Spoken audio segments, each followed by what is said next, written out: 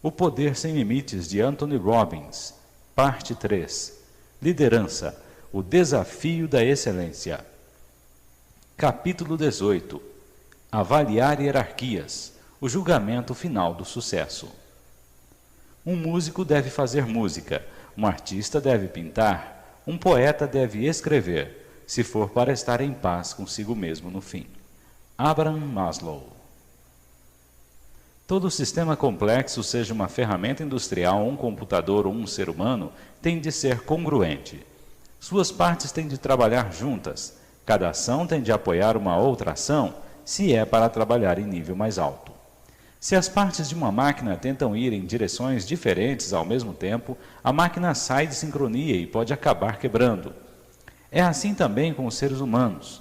Podemos aprender a produzir os mais efetivos comportamentos, mas se esses comportamentos não apoiam nossas mais profundas necessidades e desejos, se esses comportamentos infringem outras coisas que são importantes para nós, então temos conflitos interiores e nos falta a congruência necessária para o sucesso em larga escala.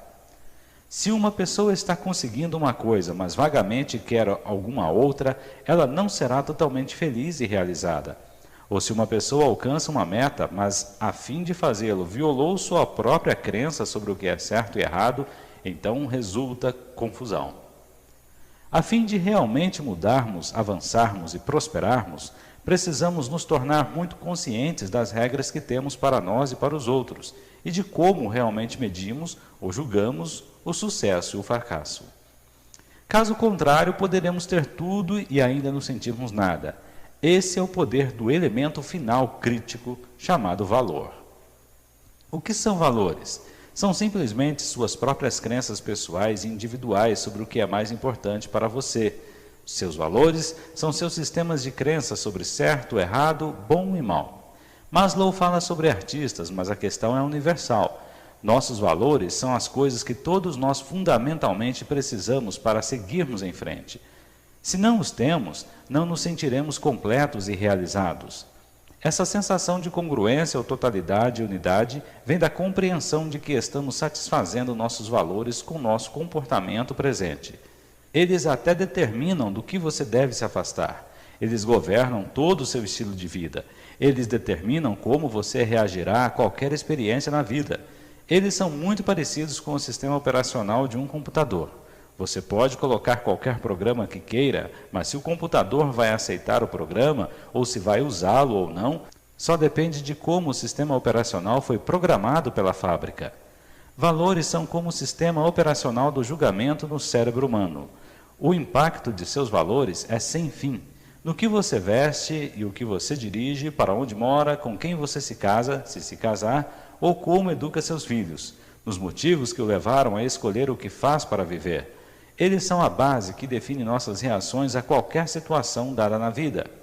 São a chave máxima para compreender e prognosticar seus próprios comportamentos, assim como os comportamentos dos outros, a chave mestra que libera a magia interior.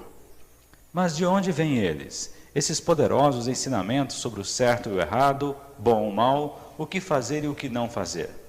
Uma vez que os valores são específicos, altamente emocionais, crenças associadas, eles vêm de algumas das mesmas origens que discutimos antes no capítulo sobre crenças. Seu ambiente desempenha um papel começando quando você era um bebê. Seu pai e sua mãe, especialmente em famílias tradicionais, desempenharam o papel principal ao programarem a maioria de seus valores originais. Constantemente, eles expressaram seus valores dizendo-lhe o que queriam ou o que não queriam que você fizesse, dissesse e acreditasse. Se você aceitava seus valores, era recompensado. Você era um bom menino ou menina. Se você os rejeitava, ficava em apuros. Aí você era um mau menino ou uma menina má.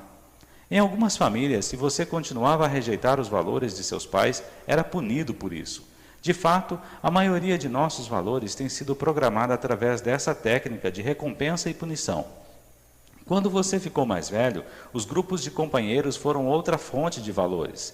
Quando se encontrou com outros garotos na rua pela primeira vez, eles podiam ter valores diferentes dos seus. Misturou os seus valores com os deles, ou pode ter alterado os seus, porque se não o fizesse, eles poderiam bater em você, ou pior ainda, não brincar com você. Através da sua vida, você foi constantemente criando novos valores, ou misturando ou instalando os seus próprios nos outros. Também pela tua vida fora, você deve ter tido heróis, ou talvez anti-heróis. E por admirar seus feitos, você tenta igualar-se a quem pensa que eles são. Muitos garotos começaram com drogas porque seus ídolos, cuja música eles amavam, pareciam valorizar as drogas. Felizmente, hoje, muitos desses ídolos, compreendendo suas responsabilidades e oportunidades como figuras públicas para moldar os valores de um grande número de pessoas, estão deixando claro que não usam ou apoiam o uso de drogas. Muitos artistas estão deixando claro que são por uma mudança positiva no mundo. Isso é moldar os valores de uma porção de pessoas. Compreendendo o poder da mídia para levantar dinheiro, para alimentar pessoas famintas, Bob Geldof, das famosas Live Aid e Band Aid, liberou os valores de outros artistas poderosos. Através de seus esforços conjuntos e exemplo, ajudaram a fortalecer o valor de dar e de se compadecer dos outros. Muitas pessoas que não tinham esse valor como de grande importância em suas vidas, mudaram seus comportamentos quando viram seus ídolos.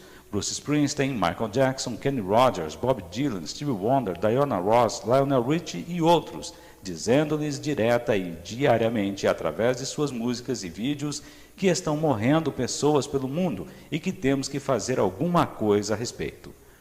No próximo capítulo, olharemos mais de perto a criação de tendências. Por ora, compreenda o poder que a mídia tem para dirigir e criar valores e comportamentos. A formação de valores não termina com heróis. Também acontece no trabalho, onde vigora o mesmo sistema de punição e recompensa. Para trabalhar para alguém e subir na empresa, você adota alguns de seus valores. Se você não compartilha os valores de seu chefe, as promoções poderão ser impossíveis. E para começar, se você não compartilha com os valores da companhia, será insuportável. Os professores em nosso sistema escolar estão sempre expressando os seus valores. E muitas vezes, inconscientemente, usam o mesmo sistema de punição e recompensa para assegurar sua adoção. Nossos valores também mudam, quando mudamos as metas ou a imagem própria. Se você estabeleceu a meta de ser o número 1 de uma empresa, quando atingi-la, estará ganhando mais dinheiro e esperando coisas diferentes dos outros. Seus valores de como vai ter de trabalhar daqui para frente também mudam. O que você acha de um belo carro será bastante diferente. Até as pessoas com quem passa o tempo podem também mudar para combinar com a sua nova autoimagem. Em vez de ir tomar uma cerveja com os amigos, você poderá estar bebendo água mineral com as 3 outras pessoas em seu escritório que estão planejando a expansão. Qual o seu impulso? Onde vai? Quem são seus amigos? O que você faz? Tudo reflete sua autoidentificação. Eles podem envolver o que um psicólogo industrial, Dr. Robert McRae, chamou de símbolos do ego invertido, que também demonstram valores. Por exemplo, o fato de alguém dirigir o carro barato não significa que ele não se tenha em alta consideração, ou que o preço da gasolina é um valor importante para ele. Porém, ele pode querer mostrar que está acima da tendência comum da humanidade ao adotar símbolos incongruentes. Um cientista ou empresário altamente educados que tenham um salário bastante substancial podem querer provar para si mesmos e para os outros como são diferentes ao dirigirem um carro barato e supereconômico. O multimilionário que mora numa cabana pode valorizar a perda de espaço ou pode querer demonstrar seus únicos valores para si e para os outros. Portanto, acho que você pode ver como é importante descobrirmos quais são os nossos valores. O desafio para a maioria das pessoas é que muitos desses valores são inconscientes. Muitas vezes as pessoas não sabem por que fazem certas coisas, elas só sentem que têm de fazê-las. As pessoas sentem-se muito pouco à vontade e desconfiadas em relação a indivíduos que têm valores diferentes dos seus. Muitos dos conflitos que as pessoas têm na vida resultam de valores conflitantes. Assim como isso é verdade numa escala local, também o é em escala internacional. Quase toda guerra é uma guerra sobre valores. Veja o Oriente Médio, Coreia, Vietnã e outros. E o que acontece quando um país conquista o outro? Os conquistadores começam a converter a cultura local para seus próprios valores. Não são só os países diferentes que têm valores diferentes, pessoas diferentes que têm valores diferentes.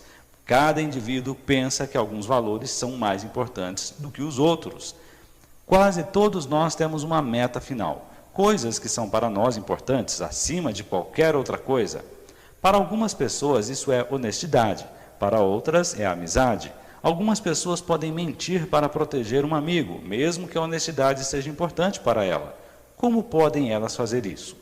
Porque a amizade está mais alto na sua escala de importância, que é a hierarquia de valores, do que a honestidade nesse contexto. Você pode colocar num alto valor pessoal no sucesso de sua firma, mas também em ter uma vida em família. Assim surgem os conflitos. Você prometeu estar com sua família certa noite e então surge uma reunião de negócios. O que você escolherá para fazer depende do que colocar como seu valor mais alto naquela hora. Assim, em vez de dizer que é ruim gastar o tempo com negócios e não com sua família, ou vice-versa, descubra quais são seus valores verdadeiros. Então, pela primeira vez em sua vida, você compreenderá por que faz certas coisas ou por que outras pessoas fazem o que fazem. Os valores são um dos mais importantes instrumentos para descobrir como uma pessoa trabalha. Para lidar efetivamente com pessoas, precisamos saber o que é mais importante para elas, especificamente qual é a sua hierarquia de valores. Uma pessoa pode ter grande dificuldade em compreender motivações ou comportamentos básicos de outras pessoas, a menos que compreenda a importância relativa dos valores. Uma vez que compreenda, pode virtualmente antecipar como irão reagir a algum conjunto específico de circunstâncias. Uma vez que saiba sua própria hierarquia de valores, você pode ficar fortalecido para resolver qualquer relacionamento ou representação interior que seja conflitante para você. Não existe sucesso real, exceto em manter-se com seus valores básicos. Algumas vezes é uma questão de aprender como conciliar entre valores existentes que estão em conflito. Se uma pessoa está tendo problemas num trabalho altamente remunerado e um de seus principais valores é que dinheiro é nocivo, não é suficiente concentrar-se no trabalho. O problema está no nível mais alto de valores conflitantes. Se uma pessoa não pode concentrar-se no trabalho porque seu valor mais alto é a família e ela está passando o tempo todo no serviço, você tem de recorrer ao conflito interior e ao sentimento de incongruência que ele produz. Reestruturar e encontrar a intenção é o remédio. Você pode ter $1 bilhão, mas se a vida que você leva entra em conflito com seus valores, você não será feliz. Vemos isso frequentemente. Pessoas com dinheiro e poder levam vidas pobres. No outro lado, você pode ser pobre como um rato de igreja financeiramente, mas se a vida que leva está de acordo com seus valores, você se sentirá realizado. Não é uma questão de quais valores são certos ou errados. Não pretendo impor meus valores a você. É importante saber quais são os seus valores, a fim de que possa dirigir, motivar e apoiar-se no nível mais amplo de sua vida. Todos temos um valor maior, uma coisa que mais desejamos em qualquer situação, quer seja um relacionamento ou um trabalho. Pode ser liberdade, pode ser amor, pode ser hesitação ou pode ser segurança. Provavelmente você lê essa lista e diz consigo mesmo, eu quero todas essas coisas. A maioria de nós também quer, mas colocamos um valor relativo nelas todas. O que uma pessoa mais quer de uma amizade é o êxtase. Outra pode querer amor. Uma terceira, comunicação honesta. Uma quarta, a sensação de segurança. A maioria das pessoas são totalmente ignorantes de suas hierarquias ou daquelas das pessoas que a amam. Tem um senso vago de querer amor ou desafio, ou êxtase, mas não tem ideia de como essas peças se juntam. Essas distinções são absolutamente críticas. Determinam se as máximas necessidades da pessoa serão ou não encontradas. Você não pode satisfazer as necessidades de alguém se não souber quais são elas. Você não pode ajudar alguém a fazer o mesmo por você e não poder lidar com seus próprios valores conflitantes, até compreender as hierarquias nas quais elas estão interagindo. A primeira chave para compreender é detectá-las. Como você descobre a hierarquia de valores, sua ou de alguém mais? Primeiramente, você precisa colocar uma estrutura em volta dos valores que está procurando. Isto é, você precisa detectá-los num contexto específico. Eles são divididos em compartimentos.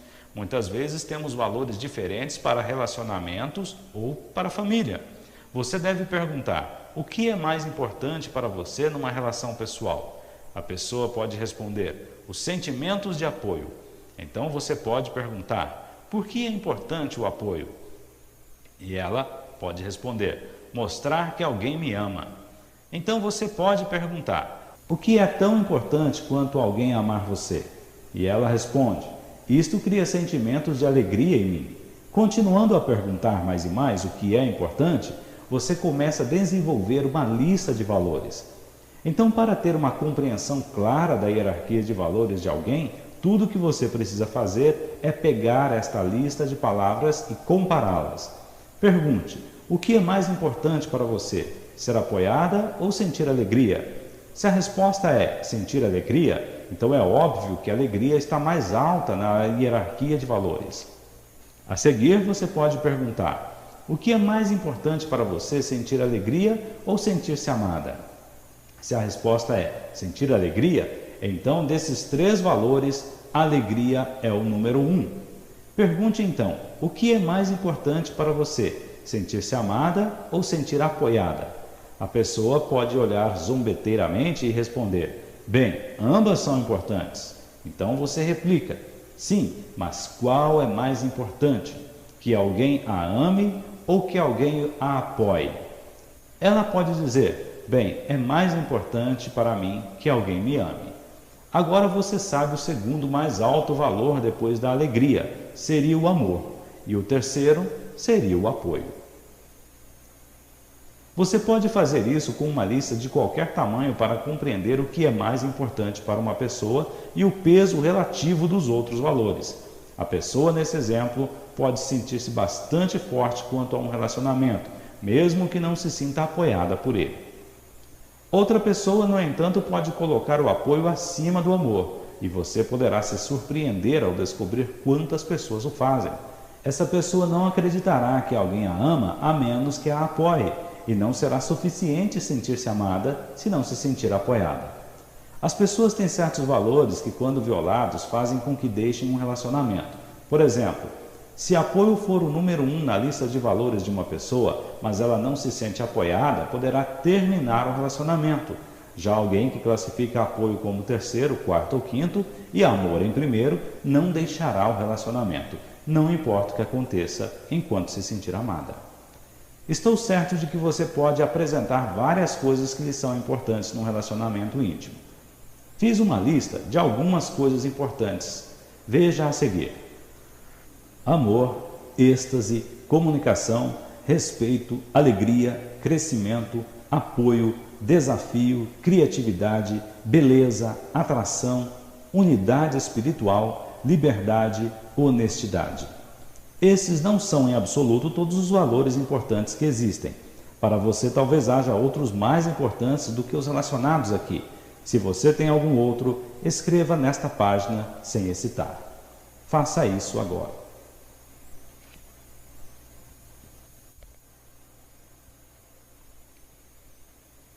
Agora classifique sua lista segundo suas prioridades, atribuindo o número 1 ao mais importante e o último ao menos importante.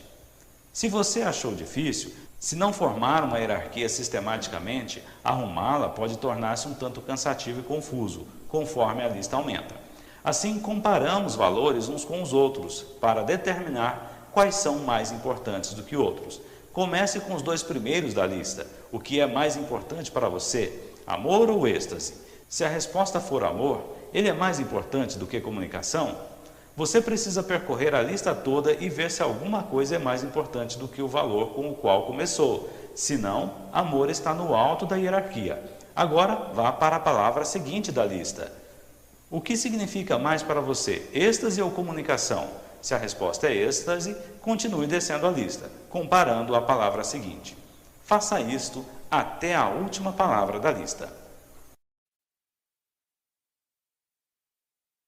Elaborar uma hierarquia não é suficiente. Como veremos mais tarde, as pessoas têm significados diferentes para a mesma palavra quando se trata de valores.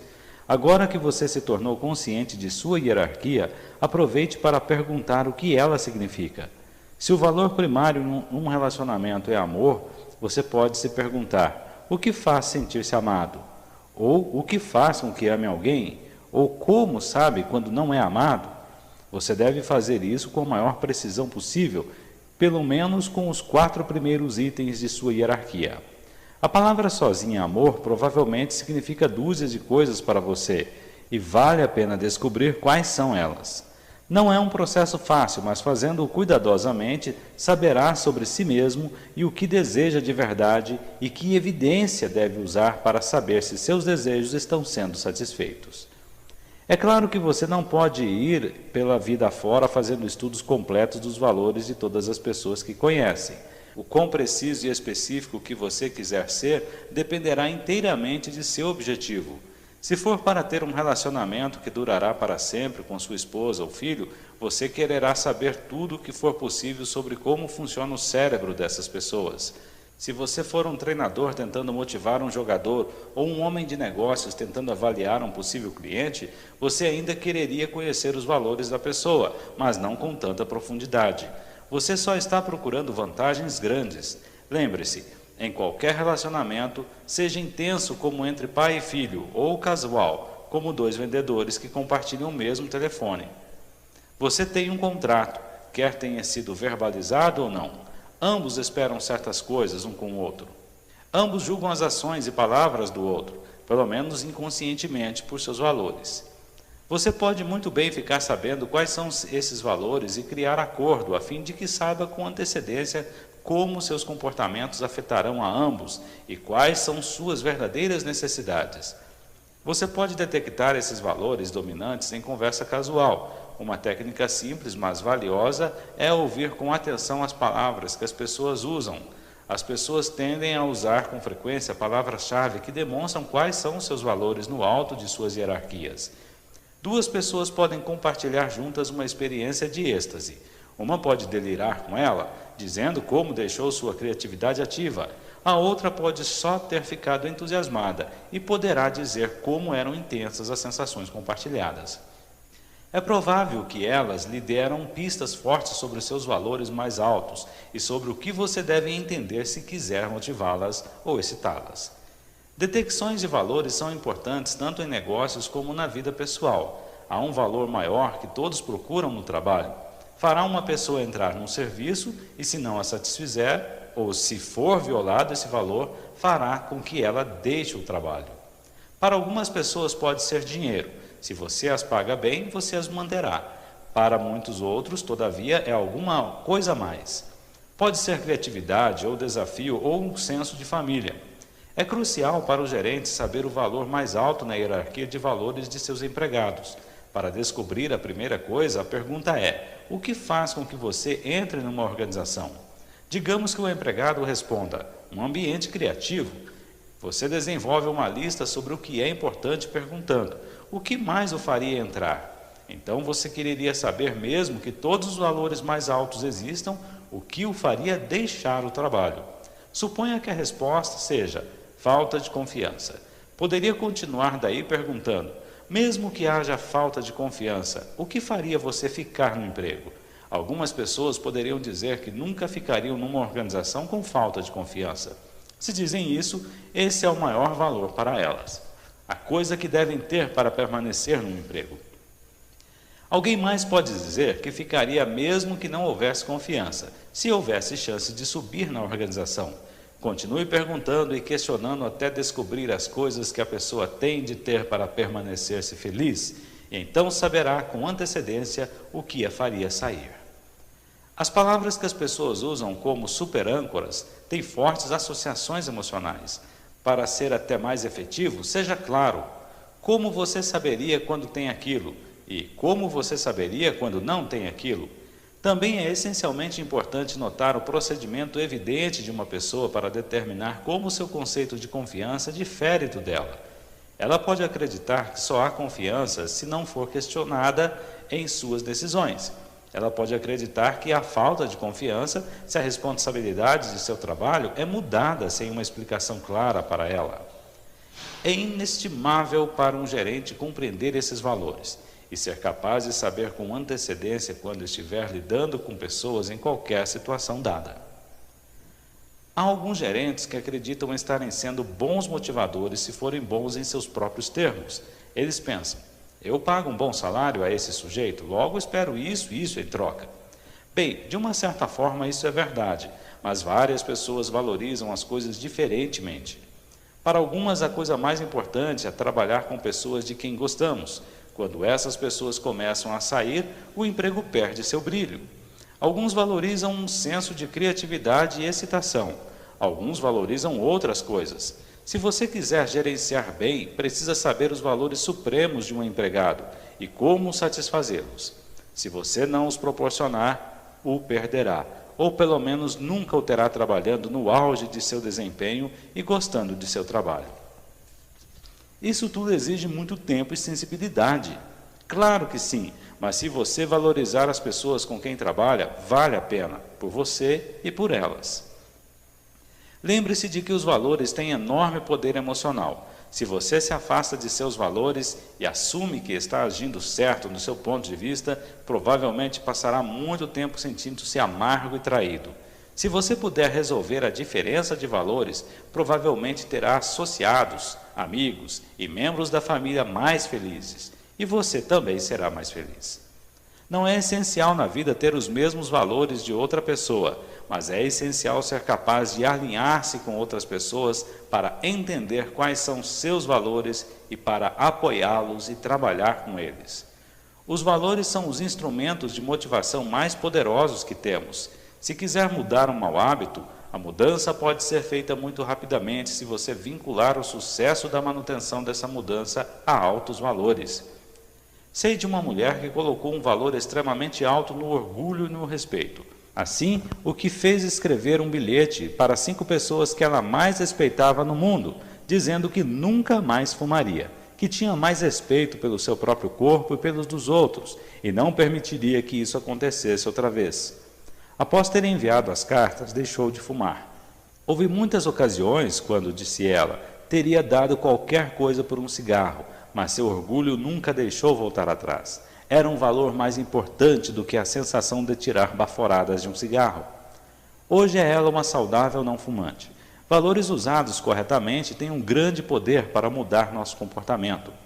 Deixe-me compartilhar com vocês uma experiência recente que tive. Estava trabalhando com um time de futebol da faculdade que tinha 3 zagueiros. Todos tinham valores muito diferentes. Detectei seus valores simplesmente perguntando a cada um por que era importante jogar futebol. O que isso dava a ele? Um disse que futebol era a maneira de fazer sua família ficar orgulhosa e glorificar a Deus e a Jesus Cristo, nosso Salvador. O segundo disse que futebol era importante como uma expressão de poder e que superar as próprias limitações, vencer e subjugar os outros eram os valores máximos para ele. O terceiro era um jovem do gueto que não foi capaz de encontrar qualquer valor particular no futebol. Quando lhe perguntei por que é importante jogar futebol, ele disse que não sabia.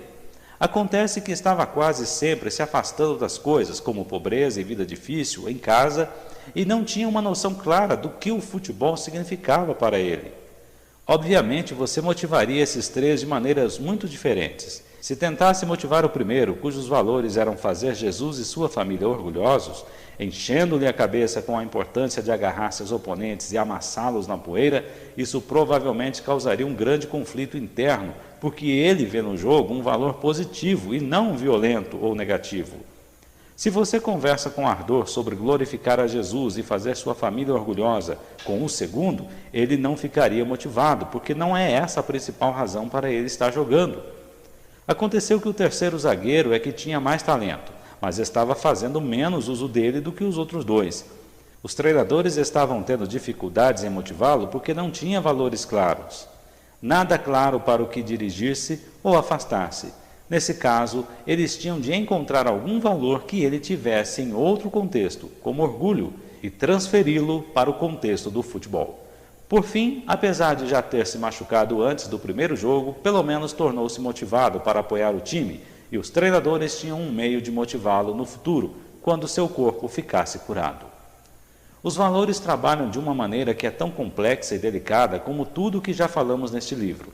Lembre-se de quando usamos as palavras, estamos usando um mapa, e o mapa não é o território. Se eu lhe digo que estou com fome ou que quero dar uma volta de carro, você ainda está trabalhando a partir de um mapa. Fome pode significar estar pronto para uma grande refeição ou querer um pequeno lanche. Sua ideia de um veículo pode ser o de um Honda ou uma limusine, mas o mapa se aproxima bastante. Sua equivalência complexa está bastante perto da minha e não temos muitos problemas em nos comunicar. Os valores se apresentam a nós como os mapas mais sutis de todos. Portanto, quando lhe digo quais são os meus valores, você está trabalhando com um mapa do mapa. O seu mapa, sua equivalência complexa dos valores, pode ser muito diferente do meu. Se você ou eu dizemos que a liberdade é o nosso valor mais alto, isso criaria harmonia e concordância entre nós, porque queremos a mesma coisa, estamos motivados na mesma direção. Mas não é tão simples assim. Liberdade para mim pode significar ser capaz de fazer o que eu quiser, quando eu quiser, onde quiser e com quem quiser, e tanto quanto eu quiser.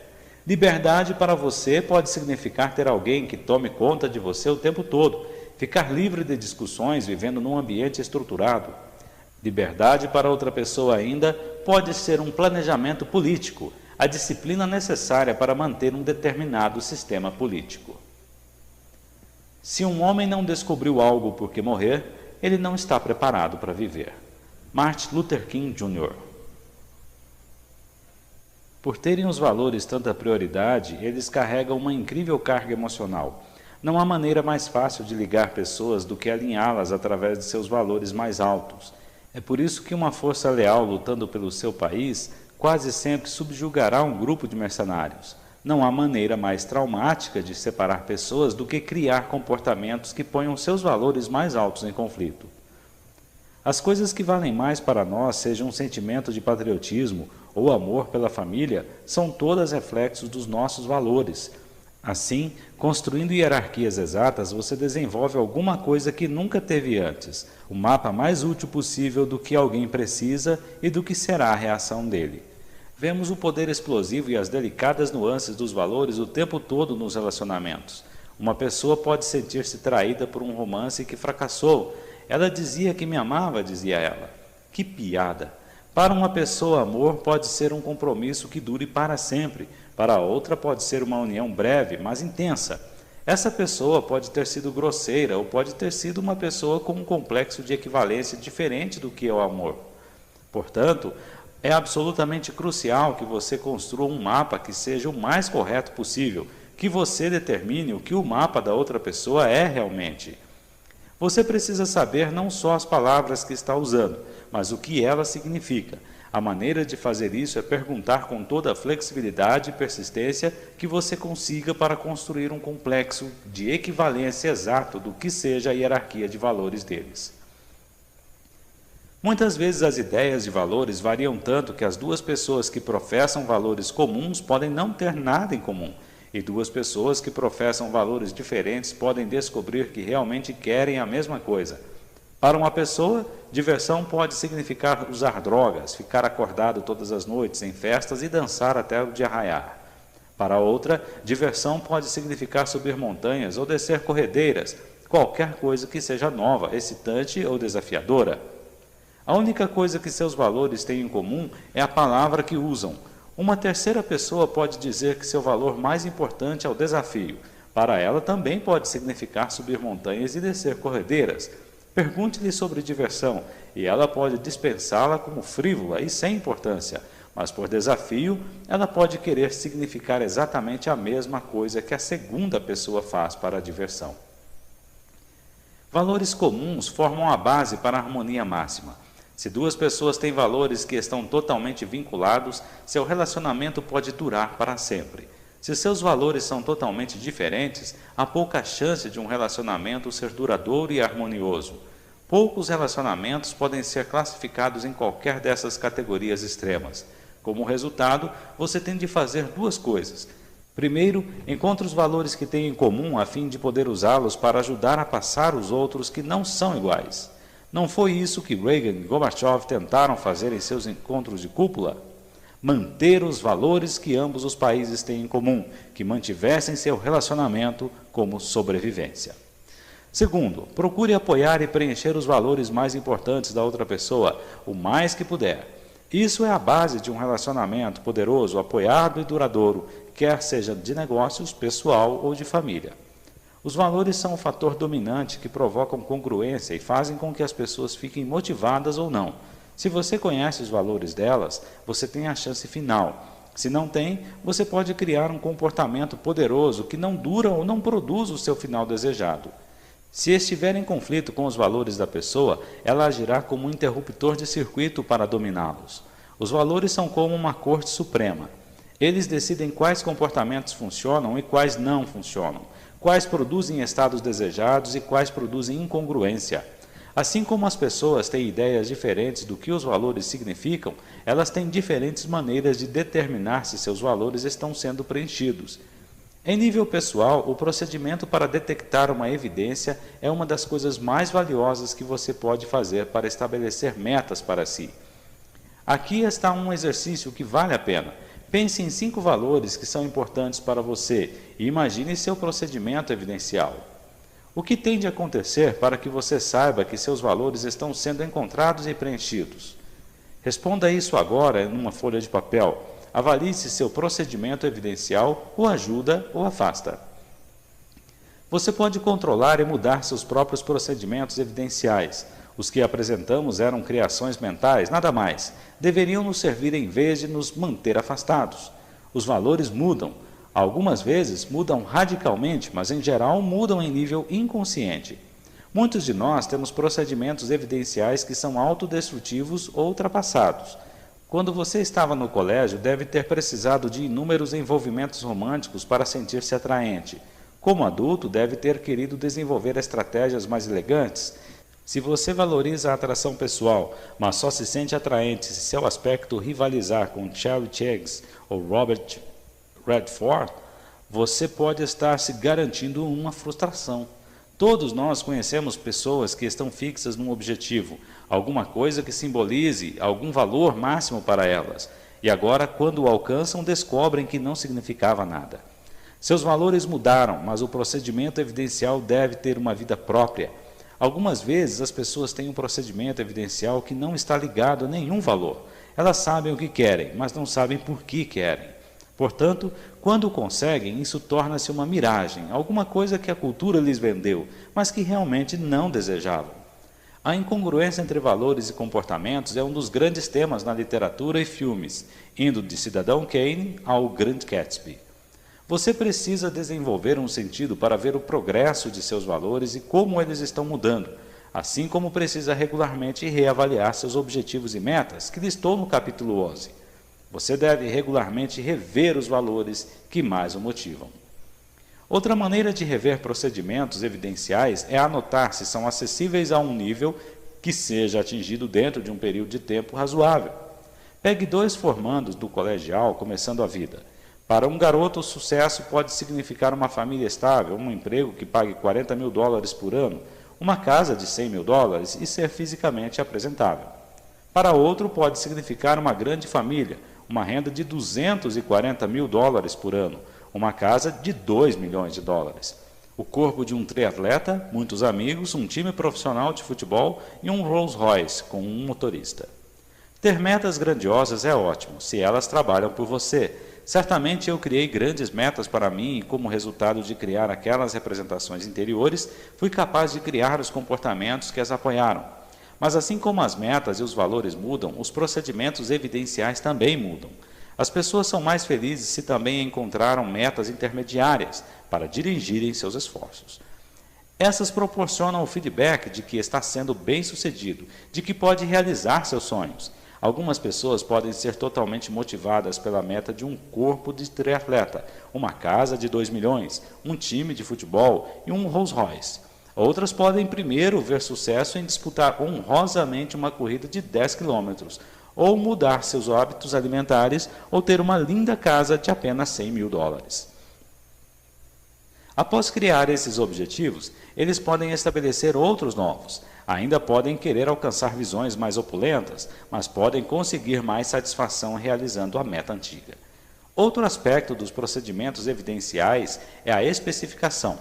Se colocar um valor num romance, você pode dizer que seu procedimento evidencial é ter um bom relacionamento com uma mulher atraente e adorável. Esse é um objetivo razoável que merece ser atentado. Você até pode ter uma boa imagem da aparência e traços da personalidade que mais queira. Isso também é ótimo. Outra pessoa pode ter como procedimento evidencial um romance tempestuoso com uma coelhinha loira de olhos azuis da Playboy, com um busto de 105 centímetros e um apartamento na 5ª Avenida em Manhattan. E, claro, uma renda de 6 dígitos. Não há nada errado em ter-se um alvo assim, mas há um grande potencial de frustração se você ligar seus valores a uma imagem que seja muito específica. Você está excluindo 99% das pessoas, coisas ou experiências que poderiam satisfazê-lo. Isso não significa que não possa criar tais resultados na vida. Você pode. No entanto, com mais flexibilidade em seu procedimento evidencial, poderá facilmente realizar seus verdadeiros desejos ou valores. Há uma linha comum aqui, a importância da flexibilidade. Lembre-se de que em qualquer contexto, o sistema com maior flexibilidade, com mais escolhas, será o mais efetivo. É absolutamente essencial lembrar que os valores têm prioridade para nós, mas representamos suas prioridades pelos procedimentos evidenciais que adotamos. Você pode escolher um mapa do mundo que seja tão limitado que se torna quase uma garantia de frustração. Muitos de nós fazemos isso. Dizemos que o sucesso é precisamente isso e um bom relacionamento é precisamente outra coisa, mas tirar toda a flexibilidade do sistema é uma das maneiras mais certas de garantir frustração. As mais dolorosas questões que podem vir às mãos das pessoas geralmente dizem respeito a seus valores. Algumas vezes, dois valores diferentes, como liberdade e amor, nos puxam para direções opostas. Liberdade pode significar a capacidade de você fazer o que quiser, a qualquer hora. Amor pode significar compromisso com uma só pessoa. A maioria de nós já sentiu esse conflito. Quando acontece, não é agradável. No entanto, é da maior importância saber quais são nossos valores mais altos, a fim de escolhermos comportamentos que os apoiem. Se não o fizermos, mais tarde pagaremos o preço emocional por não termos apoiado o que acreditávamos que fosse o mais importante em nossas vidas.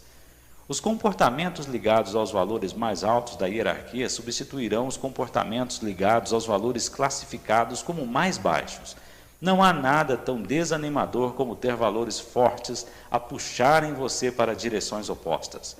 Isso cria um tremendo sentido de incongruência. Se a incongruência permanecer bastante tempo, poderá destruir um relacionamento. Você pode agir como um deles, por exemplo, exercer sua liberdade de uma forma que destrói o outro. Você pode tentar adaptar-se, isto é, reprimir seus anseios de liberdade de tal forma que você se torna frustrado e destrutivo no relacionamento. Ou, desde que poucos de nós realmente confrontamos e compreendamos nossos valores, podemos só experimentar um sentimento geral de frustração e mal-estar. Logo, começaremos a filtrar todas as nossas experiências de vida através dessas emoções negativas, até se tornarem parte de nós. Sentimentos de insatisfação que poderemos tentar aliviar comendo muito, fumando e bebendo. Se você não compreende como os valores trabalham, é difícil aproximar-se de qualquer espécie de compromisso elegante. Mas se você compreende, não tem necessidade de enfraquecer o relacionamento ou seu senso de liberdade.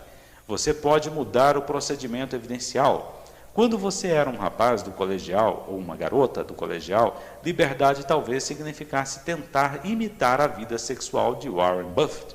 Mas talvez um relacionamento amoroso proporcione o conforto, os recursos e a alegria que incorporam mais liberdade real do que a capacidade de correr para a cama com qualquer pessoa que você encontre num bar. Esse é essencialmente o processo de reestruturar uma experiência, de forma a criar congruência. Às vezes a incongruência não vem dos valores em si, mas dos procedimentos evidenciais para os valores diferentes. Sucesso e espiritualidade não têm de produzir incongruência. Você pode ser um grande sucesso e ainda ter uma vida espiritual rica, mas se o seu procedimento evidencial para o sucesso é ter uma imensa mansão, e o seu procedimento evidencial para a espiritualidade é viver uma vida simples e austera, você terá de redefinir seu procedimento evidencial ou reestruturar sua percepção. De outra forma, você poderia estar se condenando a uma vida de conflitos interiores. Poderia ser útil lembrar o sistema de crenças que W. Mitchell usou para apoiar-se a fim de ter uma vida rica e feliz, apesar do que poderiam ter sido circunstâncias limitadoras. Não há nenhuma relação entre dois fatores. Isto é, para ele, estar paralítico não significa que não possa ser feliz. Ter muito dinheiro não significa que não seja espiritual, e viver uma vida austera necessariamente não significa que você seja espiritual. A PNL proporciona instrumentos para mudar a estrutura da maior parte das experiências, a fim de que possam criar congruência. Uma vez trabalhei com um homem que tinha um problema bastante comum. Ele tinha um relacionamento amoroso com uma mulher, mas também tinha em alto valor ser sexualmente atraente e se relacionar com outras mulheres. Quando detectava sinais sexuais em uma mulher atraente, começava a sentir-se culpado, devido ao valor que dava ao seu relacionamento. Quando encontrava uma mulher atraente, sua sintaxe para a atração trabalhava dessa maneira. Ele viria uma tal mulher e diria alguma coisa para si. Essa mulher é deslumbrante e ela me quer. Isso levaria a um sentimento ou desejo de continuar. E algumas vezes o desejo torna-se realidade e ele agiria. Mas o desejo e a aventura romântica que se seguissem resultariam em conflitos severos com a sua necessidade de um relacionamento forte com uma só pessoa, que para ele era o profundo desejo. Ensinei-lhe a acrescentar uma nova peça à sua estratégia. Instalei de forma que depois que visse uma mulher e dissesse para si, essa é uma bela mulher e ela me quer, acrescentasse outra frase auditiva, interior, eu amo a mulher com quem estou. Então fazia-o ver a mulher com a qual estava envolvido sorrindo para ele e olhando-o de uma maneira totalmente amorosa. Isso criava para ele uma nova sensação sinestésica interior, que fazia com que ele se sentisse amando a mulher com quem vivia. Fiz com que ele instalasse a estratégia por repetição. Fazia-o simplesmente ver uma mulher por quem tinha sido atraído e dizer para si, esta é uma bela mulher e ela me quer. Imediatamente dizer a nova sensação auditiva interior. Eu amo a mulher com quem vivo, num tom de voz amoroso, e então imaginar sua companheira sorrindo para ele de maneira amorosa. Fiz com que repetisse muitas e muitas vezes até que estivesse instalado com o sistema switch, de forma que cada vez que uma mulher atraente lhe aparecesse, imediatamente faria com que ele percorresse o novo padrão. Essa estratégia permitiu-lhe ter tudo. Sua antiga estratégia o empurrava para duas direções ao mesmo tempo, provocando grandes desgastes no relacionamento. Só reprimir o impulso de se sentir-se atraente teria feito com que se sentisse frustrado e conflitado. A nova estratégia permitiu que conseguisse as sensações positivas de atração que precisava, enquanto afastava o conflito que estava enfraquecendo o seu relacionamento. Agora, quanto mais mulheres atraentes ele vê, mais ele sente que ama a mulher com quem vive. A maneira suprema de usar valores é integrá-los com metaprogramas, a fim de nos motivar e nos entendermos uns aos outros. Os valores são os filtros finais. Metaprogramas são os padrões de operações que guiam a maioria de nossas percepções e, assim, de nossos comportamentos. Se souber como usar os dois juntos, você pode desenvolver os mais exatos padrões de operações que guiam a maioria de nossas percepções, e depois de nossos comportamentos. Se souber como usar os dois juntos, poderá desenvolver os mais exatos padrões de motivação. Uma vez trabalhei com um jovem tão irresponsável que deixava seus pais loucos. Seu problema era que vivia completamente o momento, sem nenhuma consideração pelas consequências. Se surgissem oportunidades que o mantivessem fora a noite toda, não queria dizer com isso que fosse irresponsável. Mas ele reagia às coisas que estivessem diretamente em sua frente, às coisas para as quais se dirigia, mais do que reagia às consequências de suas ações, coisas das quais devia se afastar. Quando encontrei esse jovem e conversei com ele, detectei seus metaprogramas. Aprendi que se movia em direção às coisas e agia pela necessidade. Comecei então a detectar seus valores. Ficou claro que seus 3 valores mais altos eram segurança, felicidade e confiança. Essas eram as coisas principais que precisava na vida. Portanto, estabeleci a harmonia, igualando-o e espelhando-o. Então, de uma maneira totalmente congruente, comecei a explicar como seus comportamentos estavam enfraquecendo todas as coisas nas quais ele colocava o maior valor. Ele tinha acabado de voltar depois de uma ausência de 2 dias inteiros, sem permissão ou comunicação a seus pais, que estavam desesperados e transtornados.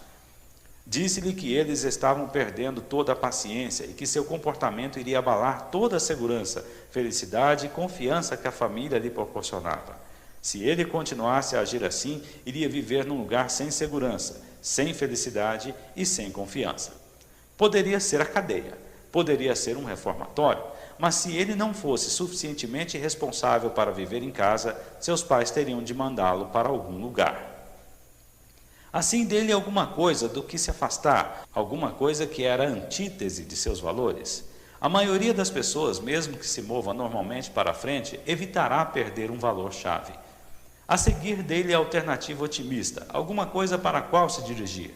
Dele tarefas específicas que serviriam como um procedimento evidencial, que seus pais usariam para determinar a sua capacidade de continuar e apoiar os valores de segurança, felicidade e confiança que eram tão importantes para ele.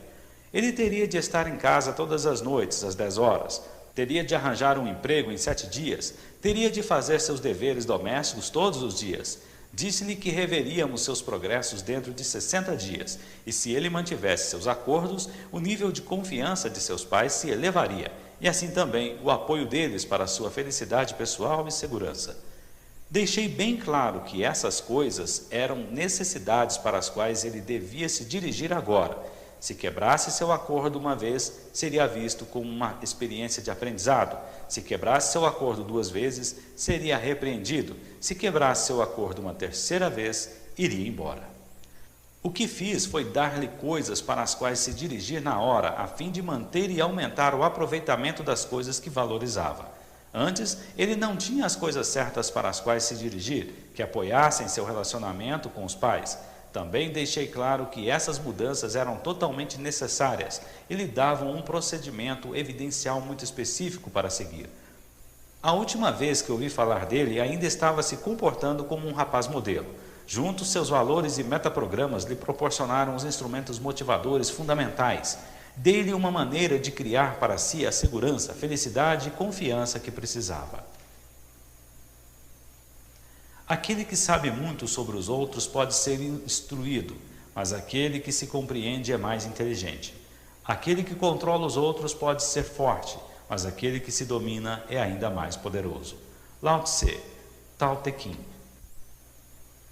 Penso que você pode ver como os valores são explosivos e como podem ser valiosos instrumentos para mudanças. Antes, seus valores operavam quase que inteiramente no nível subconsciente.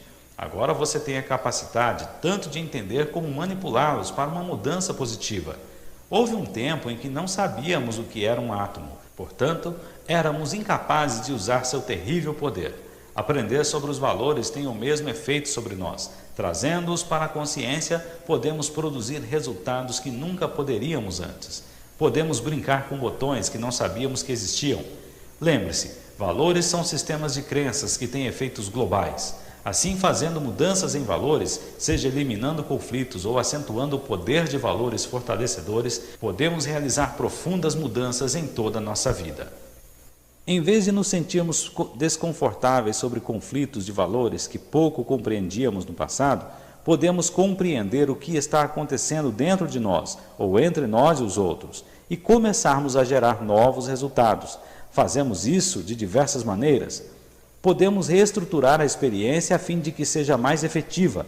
Podemos mudar nossos procedimentos evidenciais, manipulando suas submodalidades, como fizemos através deste livro. Quando os valores são conflitantes, o conflito real é quase sempre entre um dos muitos procedimentos evidenciais. Podemos virar a figura e o som de forma que o conflito fique desaparecido. Em alguns casos, podemos até mudar os próprios valores. Se você tem um valor que gostaria que estivesse mais alto em sua hierarquia, você pode mudar suas submodalidades de forma que fiquem mais parecidos com aquelas no alto da hierarquia. Na maioria dos casos é muito mais fácil e mais efetivo lidar com submodalidades, mas acho que você pode ver como são poderosas essas técnicas. Dessa maneira, você pode mudar o nível de importância dos valores, mudando a maneira como os representa em seu cérebro. Por exemplo, eu estava cuidando de um homem cujo valor número 1 era utilidade. Amor era o número 9 na sua escala. Como você pode imaginar, com essa espécie de hierarquia de valores, ele fazia muitas coisas que não provocavam grande quantidade de harmonia com outros seres humanos. Descobri que ele representava seu valor número 1, a utilidade, como um enorme quadro, colocado à direita, muito brilhante, com um certo tom associado a ele. Após compará-lo com o que ele representava como sendo um valor mais baixo, amor, um quadro muito menor em preto e branco, numa posição diferente, mais baixo, mais escuro, menor e desfocado, tudo o que eu precisava fazer era tornar as submodalidades do valor classificado mais baixo exatamente iguais àquelas do valor classificado mais alto e fazer as submodalidades do valor classificado mais alto iguais àquelas do valor classificado mais baixo, e então criar um padrão Swiss para mantê-las assim. Fazendo isso, mudamos a maneira como se sentia sobre seus valores, mudamos sua hierarquia. O amor tornou-se seu valor número 1.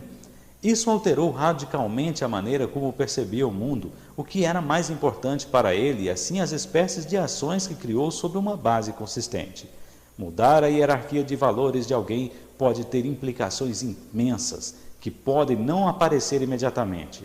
Geralmente, é melhor começar descobrindo o procedimento evidencial da pessoa e mudar suas percepções sobre se estava alcançando seus valores, mudando sua escala de importância. Acredito que possa ver como isso poderia ser valioso num relacionamento pessoal. Suponhamos que o valor número 1 de uma pessoa seja atração, que o número 2 é a comunicação honesta, o número 3 é a criatividade e o número 4, o respeito. Há duas abordagens para criar um sentimento de satisfação dentro desse mesmo relacionamento. Uma seria fazer respeito ser o valor número 1 e fazer atração ser o valor número 4. Por meio disso, você poderia pegar um indivíduo que não se sente mais atraído por sua companheira e fazer esse sentimento menos importante do que seu respeito por ela. Enquanto sentisse respeito por ela, sentiria que sua maior necessidade estava sendo preenchida. Uma abordagem mais simples e menos radical seria determinar seu procedimento evidencial para achar alguém atraente, o que ele deve ver, ouvir ou sentir. Então, mude essa estratégia de atuação ou faça-o compartilhar com sua companheira o que ele precisa para ter aquele valor preenchido. Muitos de nós temos alguns valores conflitantes. Queremos sair e conseguir grandes resultados no mundo e queremos descansar na praia. Queremos passar bastante tempo com nossas famílias e queremos trabalhar com afinco para sermos um sucesso em nossos empregos. Queremos segurança e queremos excitação. Algum conflito de valores é sempre inevitável. Ele empresta uma certa riqueza e textura à vida. Os problemas surgem quando valores fundamentais nos empurram em direções diferentes. Após ouvir este capítulo, olhe sua hierarquia de valores e procedimentos evidenciais para ver onde estão os conflitos. Vê-los claramente é o primeiro passo para resolvê-los. Valores têm prioridade para sociedades assim como para indivíduos. A história dos Estados Unidos durante os últimos 20 anos é um triste estudo da importância e variação dos valores. O que foi a revolta dos anos 60, se não um exemplo catastrófico de valores em conflito? Repentinamente, um enorme e influente segmento da sociedade estava professando valores que iam de encontro radicalmente àqueles da sociedade como um todo. Muitos dos mais queridos valores de nossa pátria, patriotismo, família, casamento, trabalho ético, estavam sendo repentinamente questionados. O resultado foi um período de incongruência social e tumultos. Há duas diferenças principais entre hoje e ontem. Uma é que a maioria dos jovens dos anos 60 encontraram maneiras novas e mais positivas para expressar seus valores. Nos anos 60, uma pessoa podia achar que liberdade significava usar drogas e deixar o cabelo crescer. Nos anos 80, a mesma pessoa poderia sentir-se que ter um negócio e estar no controle de sua vida é a maneira mais efetiva de alcançar o mesmo resultado. A outra diferença é que nossos valores mudaram. Quando você olha para a evolução dos valores americanos nos últimos 25 anos, realmente não vê a vitória de um conjunto de valores sobre os outros. Em vez disso, você vê que um conjunto de valores evoluiu. De certa maneira, retrocedemos para alguns valores tradicionais, como patriotismo ou vida familiar. Em outros, adotamos muitos dos valores dos anos 60. Somos mais tolerantes, temos mais valores diferentes sobre os direitos das mulheres e minorias, sobre a natureza do trabalho produtivo e satisfatório. Há uma lição útil para todos nós no que ocorreu.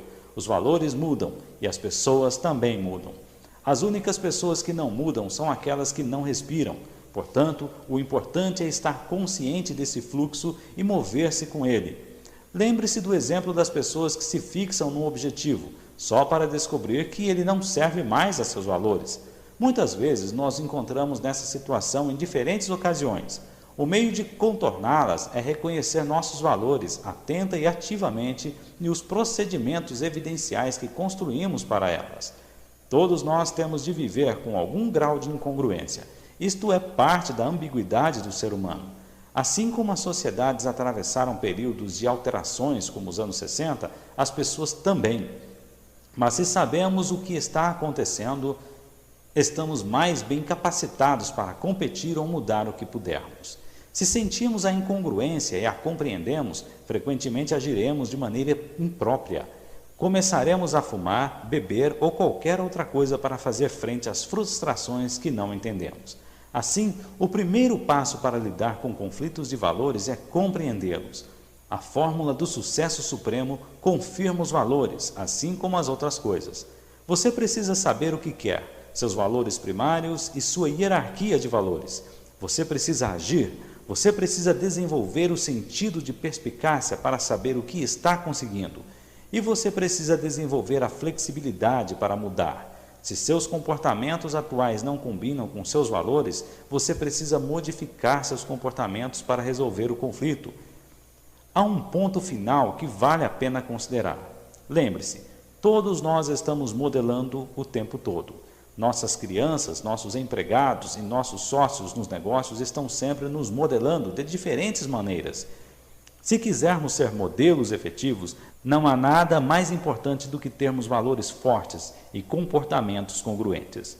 Modelar comportamentos é importante, mas os valores dominam quase que tudo mais. Se você apoia compromisso enquanto sua vida reflete infelicidade e confusão, aqueles que veem você como modelo ligarão a ideia de compromisso a uma infelicidade confusa. Se você apoia um compromisso enquanto sua vida reflete excitação e alegria, você está proporcionando um modelo congruente que liga compromisso e alegria. Pense nas pessoas que mais o afetaram em sua vida. É bem provável que tenham proporcionado os mais efetivos e congruentes modelos. Foram pessoas cujos valores e comportamentos proporcionaram o mais vibrante e convincente modelo de sucesso. As mais importantes forças motivadoras da história, livros como a Bíblia, são a respeito de nada mais do que valores. As histórias que os livros religiosos contam, as situações que descrevem, são modelos que enriqueceram as vidas da maioria das pessoas no planeta, dando grande poder àqueles valores. Descobrir os valores de alguém é simplesmente uma questão de descobrir o que é mais importante para ele ou ela. Sabendo disso, você pode conhecer mais efetivamente não somente as necessidades do outro, mas as suas próprias. No próximo capítulo, vamos olhar as 5 coisas que toda pessoa de sucesso tem de confrontar e com as quais tem de se haver a fim de usar e aplicar tudo de que falamos neste livro. Fim do capítulo 18.